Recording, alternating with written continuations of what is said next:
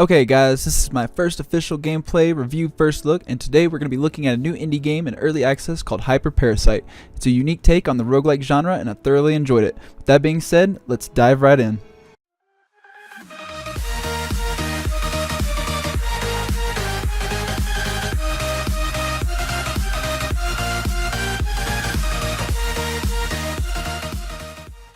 First things first, this is an early access and incomplete game. It's still receiving love from the devs and you can have input if you join their Discord. Link will be in the description. As you can see here, this game supports local co-op.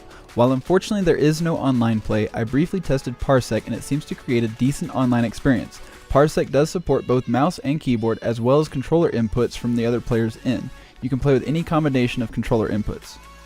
During the stream, the introductory text went by a little too fast for me to read aloud, but the summary is that you're a parasite taking over humans during the 80s. Martial law has been declared and law enforcement and thugs have teamed up to try and hunt you down. You're here simply to cause havoc and survive. One of the first things I noticed was a lack of video settings. While initially this was frustrating from a streamer standpoint, it had no major impact on the gameplay itself. It's early access and this is a common occurrence in my experience. However, there is a slew of gameplay options such as minimap, damage numbers, and more. So this was a rather nice addition. This is the little blue bugger that we're going to be playing as through most of the game.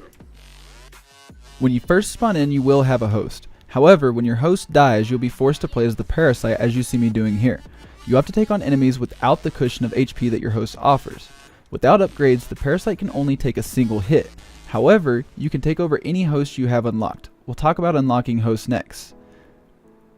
As you're about to see, I can also throw hosts at enemies. Not my ideal use of a body, but maybe somebody finds a use for it.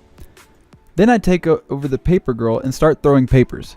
Each character has its own regular and special attacks. I find ranged characters to be easier with the mouse and melee easier with the controller. To unlock new hosts, you have to retrieve their brain from an elite.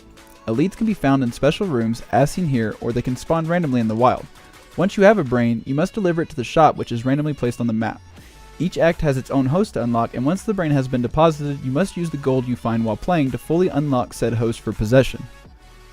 You can also purchase consumable items in the shop, however I never really tried any of them as I was more focused on unlocking new hosts.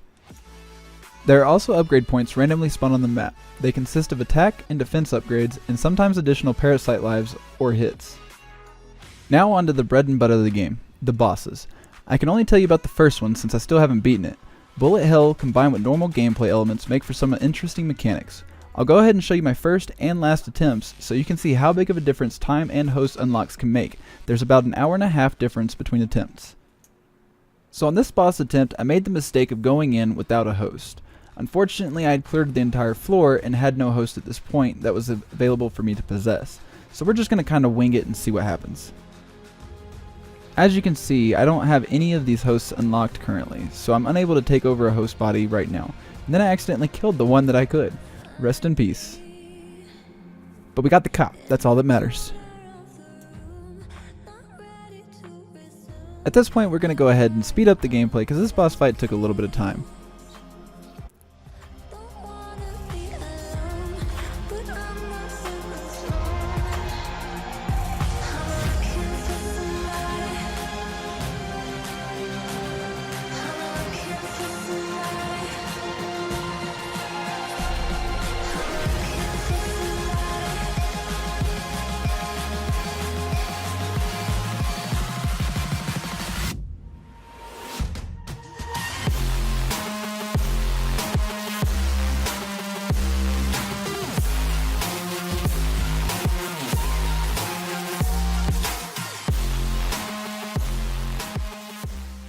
It's worth noting that I did not trigger the boss's actual mechanics until the moment that I died, and I was not using my dash appropriately, so there was a lot that was done wrong in this fight. I was not ready, and the next fight will be a lot more interesting.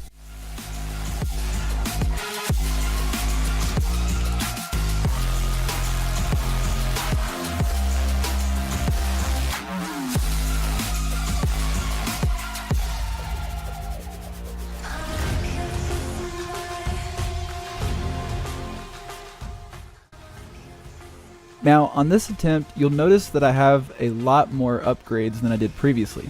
I found another passage and managed to activate the boss's mechanics a lot sooner than my first attempt.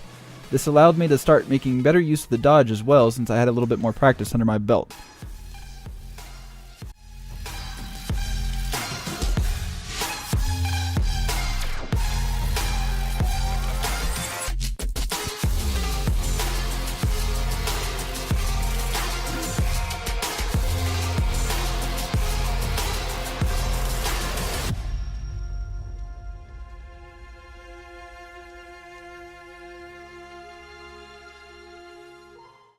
You'll also see that I'm using a lot more hosts in this fight, such as the one that I'm currently using, which is the Ghost Hunter. He has a laser beam, which the damage output's a little low, but it fires rapidly, and you don't have to worry about aiming as much as you do as with the police officer.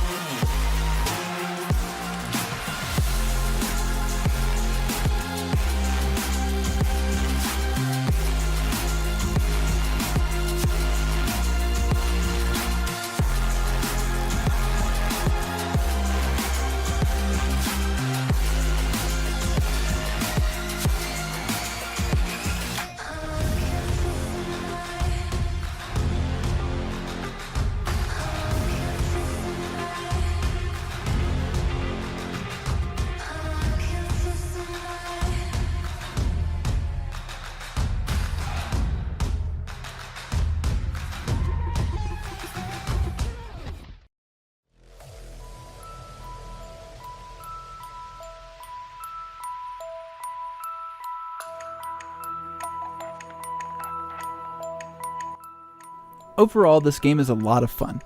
You can get early access on Steam right now for $8.99. Console release is planned for the future, but no current dates have been announced by the developers. It's also worth noting that if you get this game, just be prepared to die a lot.